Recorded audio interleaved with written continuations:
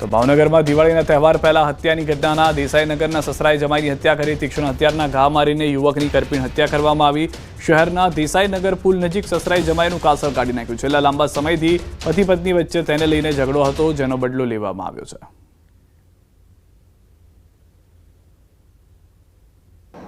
તેનો જે ભાવનગર કોર્ટમાં તેનો કેસ ચાલતો હોય તેનું મનદુખ રાખી આ કામના જે છે આરોપી મનસુખભાઈ અવારનવાર તેનાથી નાખુશ હોય આજે તેણે જે છે આ કામના સુરેશભાઈને શરીરે આડેધડ ઘા મારી અને તેની હત્યા કરેલા છે।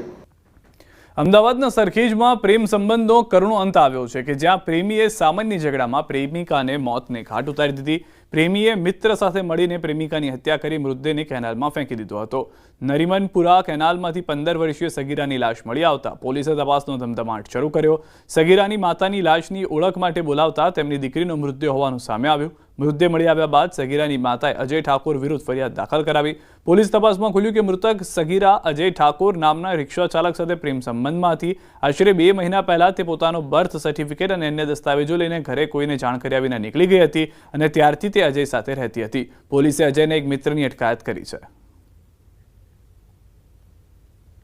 આરોપી છે રિક્ષા ચલાવે છે તો રિક્ષા લઈને એ જતો હતો વખતે જે સહ આરોપી છે અને મિત્ર છે તેને બેસાડ્યો અને જે બનાવ બને એ કેનાલની સાઈડમાં લઈ ગયા અને ત્યાં બંને વચ્ચે બોલાચાલી થતાં જે અજય છે એણે હિતેશને કીધું તું એના હાથ પકડી રાખ, બહુ બોલ કરે છે તો એટલે એણે હાથ પકડી રાખ એટલે એને પોતાની પાસેથી છરી કાઢીને ગળાના ભાગે એને છરીનો ઘા કરતા જે કો એક્યુઝ છે એણે કહેવું એવું છે કે ત્યાંથી ભાગી ગયો। ત્યાર પછી જે મેઇન આરોપી છે અજય ઠાકોર એણે આને બોથડ પદાર્થથી માર માર્યો અને ત્યાંથી ઘસડીને એને કેનાલમાં નાખી દેવાની હકીકત છે।